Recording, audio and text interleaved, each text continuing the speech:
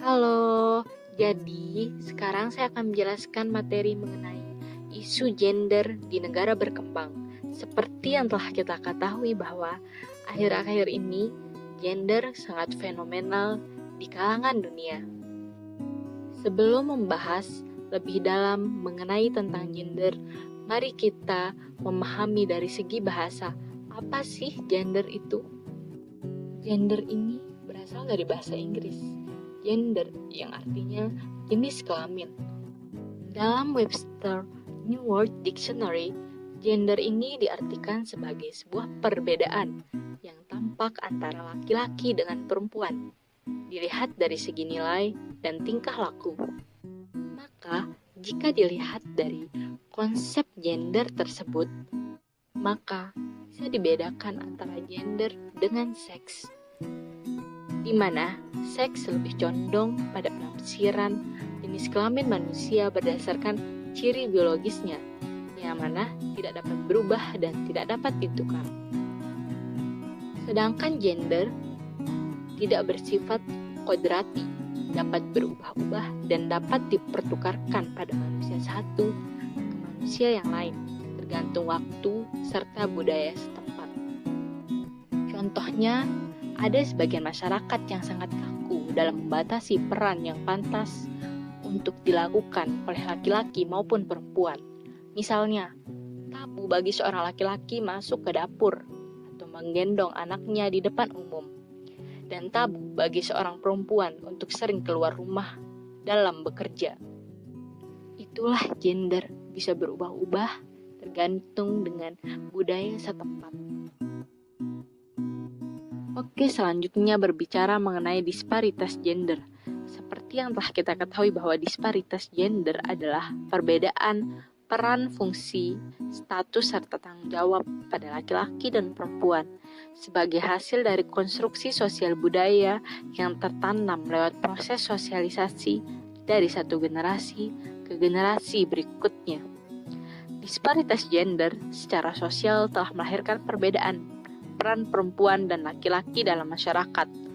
Oleh karena itu, adanya disparitas gender telah melahirkan fungsi bahkan ruang tempat di mana manusia beraktivitas. Seakan-akan hal itu adalah hasil konstruksi manusia dan merupakan sesuatu yang permanen dan abadi, sebagaimana permanen dan abadinya ciri biologis yang dimiliki oleh perempuan dan laki-laki. Selanjutnya, adanya ketidakadilan gender antara laki-laki dan perempuan. Ketidakadilan gender ini didasari oleh kebudayaan patriarki yang menafsirkan perbedaan biologis antara laki-laki dan perempuan, di mana budaya ini berawal dari lingkup keluarga. Inilah yang menyebabkan adanya ketimpangan gender di tingkat keluarga, kemudian mengakibatkan ketimpangan gender di tingkat masyarakat. Budaya ini memberikan hak istimewa kepada laki-laki dengan menjadikan sentral dari kekuasaan di tingkat keluarga. Oleh karena itu, budaya ini menyebabkan ketidakadilan, ketidaksetaraan bagi perempuan dalam kepemilikan properti, akses, dan kontrol terhadap sumber daya. Akhirnya, kurang memberikan manfaat secara utuh bagi eksistensi perempuan. Ketidakadilan gender ini dapat dilihat dalam berbagai bentuk, seperti marginalisasi perempuan. Marginalisasi ini adalah sebuah penempatan, di mana penempatan posisi perempuan yang kerap kali berada pada posisi yang terpinggirkan. Dan yang kedua yaitu subordinasi terhadap perempuan. Subordinasi terhadap perempuan, anggapan yang mengenai perempuan irasional, emosional, dan lemah sehingga menempatkan kedudukan perempuan lebih rendah dari kedudukan laki-laki. Faktor inilah yang menyebabkan kesulitan bagi kaum perempuan dalam menempati posisi yang penting. Selanjutnya, yang ketiga yaitu stereotip terhadap perempuan. Stereotip ini menimbulkan pandangan negatif yang merugikan terhadap kaum perempuan, seperti asumsi bahwa perempuan yang bersolek menarik perhatian lawan jenis, yang mengakibatkan perempuan menjadi korban sekaligus pemicu kasus pelecehan. Yang keempat, yakni kekerasan terhadap perempuan. Asumsi yang menyatakan bahwa perempuan merupakan makhluk yang lemah telah memicu berbagai macam tindakan kekerasan. Kekerasan yang terjadi diakibatkan oleh gender pada dasarnya yang disebabkan oleh ketidaksetaraan kekuatan yang ada di dalam masyarakat. Selanjutnya, beban kerja terhadap perempuan. Beban kerja yang berasal dari gender, di mana keyakinan dalam masyarakat bahwa pekerjaan digolongkan sebagai pekerjaan perempuan dan pekerjaan yang digolongkan sebagai pekerjaan laki-laki. Dan biasanya, pekerjaan perempuan dinilai lebih rendah dari pekerjaan laki-laki. Selanjutnya, perempuan bisa menjadi aktor strategis di dalam pembangunan.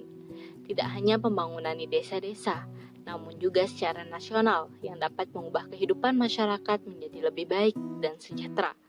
Seiring berjalannya waktu, perempuan mulai bangkit dan berhasil membuktikan bahwa keberadaan mereka layak untuk diperhitungkan.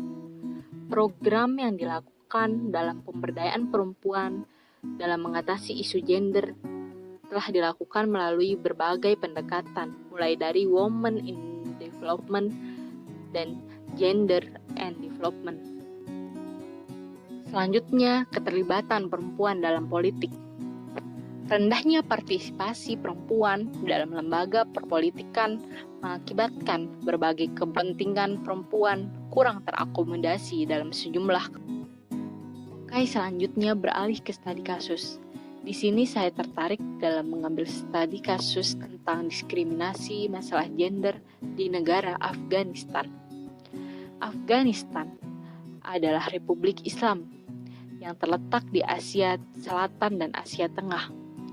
Mayoritas agama Islam dan masih kuat berpegang teguh terhadap tradisi. Afghanistan adalah negara paling berbahaya bagi perempuan karena diskriminasi dan kemiskinan yang berkepanjangan. Perempuan di Afghanistan mengalami penderitaan akibat diskriminasi tersebut, yang membuat negara itu mengalami krisis kemanusiaan, di mana perempuan menempati porsi terbesar sebagai korban. Akses perempuan di Afghanistan terhadap kesehatan, pendidikan, pekerjaan sebagian besar bersifat terbatas. Selain keterbatasan dalam akses kehidupan publik, perempuan Afghanistan juga mengalami kekerasan, seperti pembunuhan, penyiksaan, pemerkosaan, dan perdagangan perempuan. Keterbatasan akses dan kekerasan inilah yang membuat perempuan di Afghanistan terdiskriminasi dan tidak dapat memperbaiki hidupnya. Salah satu korban pembunuhan di Afghanistan yakni seorang jurnalis perempuan yang bernama Malala Maiwan yang ditembak mati di kota Jalalabad, Afghanistan. Pembunuhan tersebut merupakan peristiwa terbaru dalam serangkaian pembunuhan di negara itu. Selain berprofesi sebagai seorang jurnalis, dia juga dikenal sebagai aktivis hak sipil yang sebelumnya mengungkapkan adanya berbagai tantangan yang dialami sebagai wartawan perempuan di Afghanistan.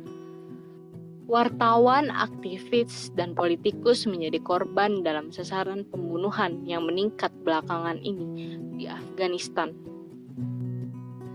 Di Afghanistan juga ada istilah baca pos, di mana tradisi ini membesarkan anak perempuan sebagai anak laki-laki ketika mencapai pubertas. Hal ini juga dilakukan demi meningkatkan status sosial mereka.